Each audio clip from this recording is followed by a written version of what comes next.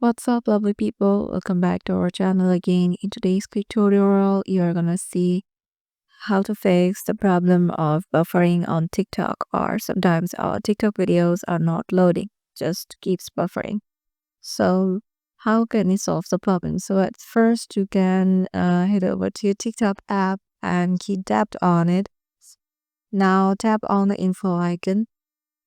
Now, let me tell you, you're gonna clear the cache of our TikTok and go to the storage section.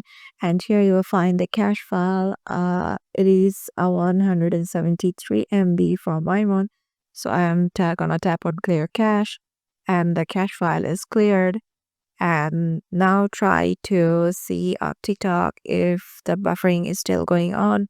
And if it is still going on, then try to switch your network from your Wi-Fi to mobile data for a more stable connection.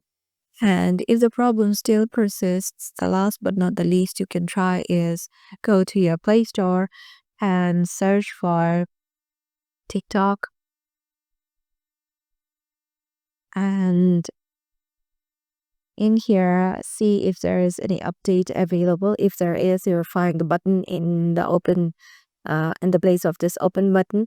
Just tap on update and it will update your TikTok and install automatically.